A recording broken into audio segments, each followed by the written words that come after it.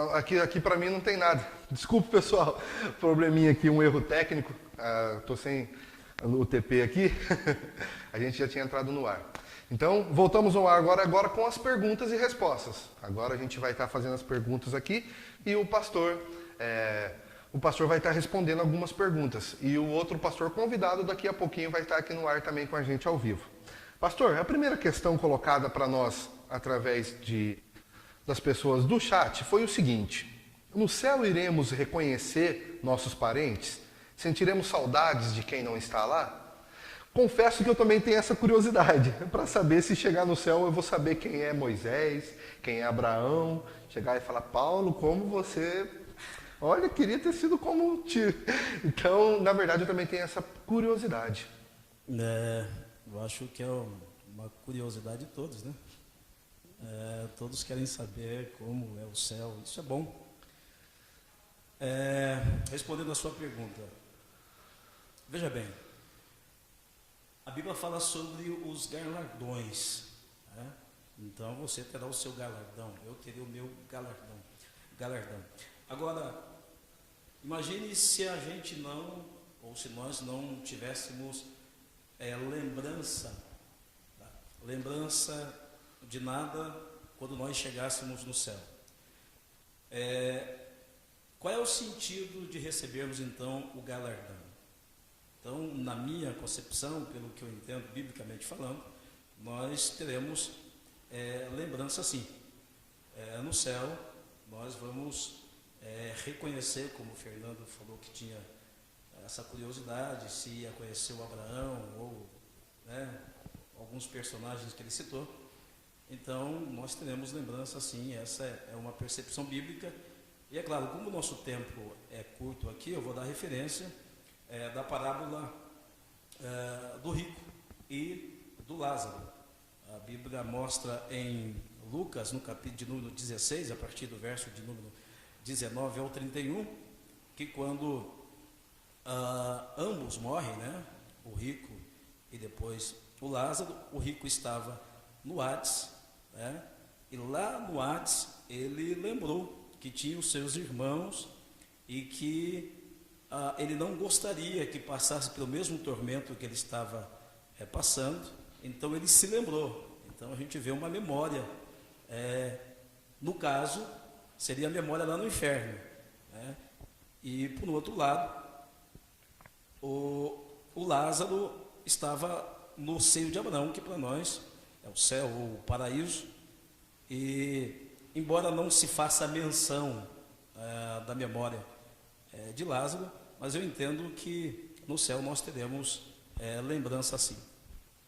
Ok. Então, na verdade, eu ia até citar essa parábola, eu também creio que teremos lembrança sim, porque senão seria muito triste, né?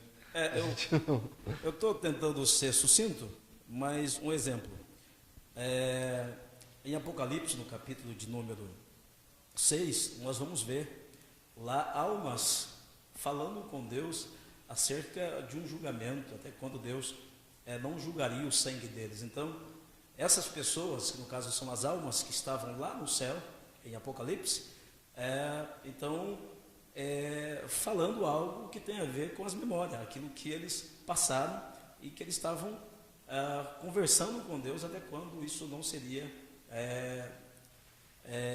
julgado, até quando Deus deixaria ainda isso até que chegasse o tempo do julgamento. Então a gente vê as almas ali explicitamente tendo lembrança. Amém. Então, segundo o pastor, nós vamos sim reconhecer as pessoas. Lembrando, amados, o seguinte, que as nossas perguntas foram tiradas de um blog e as respostas do pastor e a concepção do pastor da resposta é particular dele, certo? O pastor defende isso e nós ouvimos, mas você vai tomar a decisão do que você acha que é ou não é. Se você tem uma opinião divergente, nós não somos o dono da verdade. O pastor vai se espelhar na palavra, vai ler e vai nos dar a resposta. Aí você conclui o que você achar. Vamos para a próxima pergunta, pastor? Concluindo, você me perguntou a questão da saudade também, né? Isso. Se haveria saudade no céu.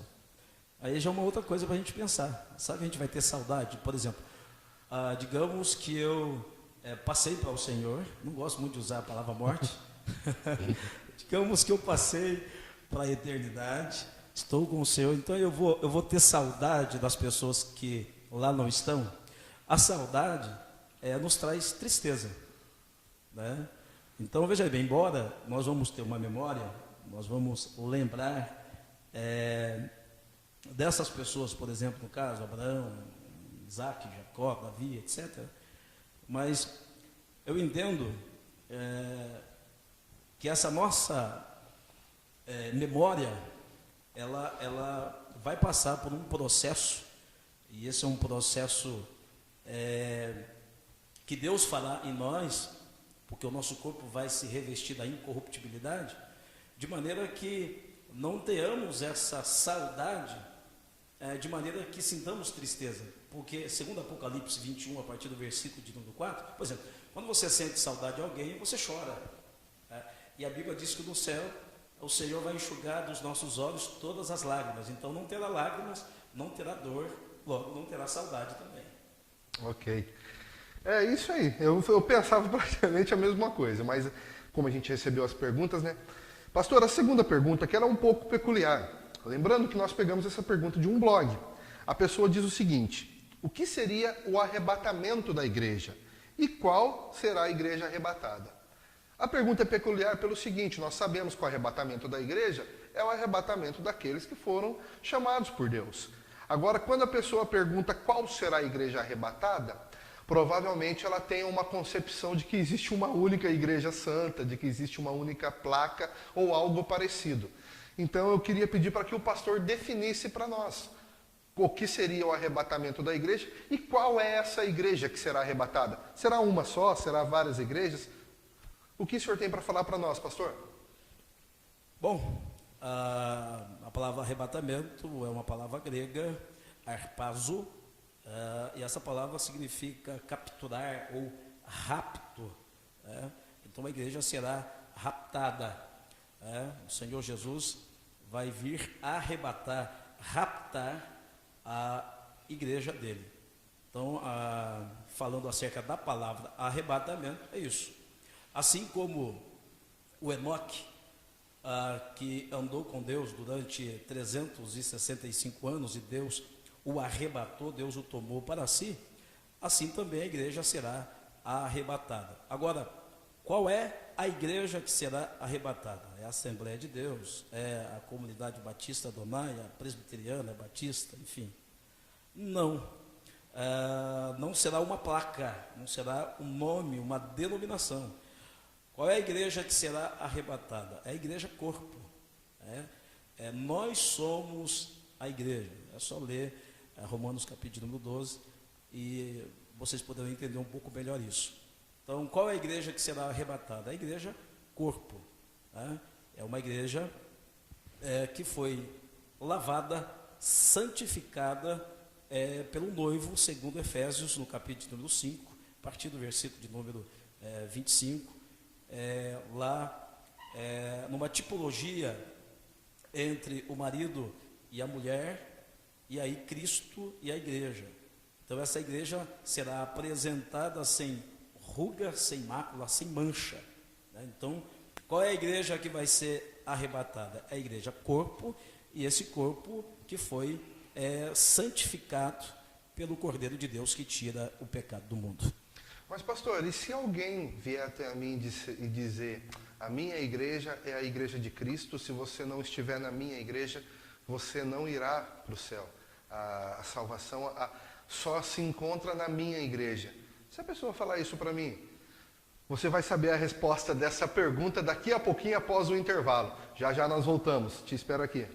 Happy day. Oh, happy day. Oh, happy day. Oh, happy day. When Jesus washed me.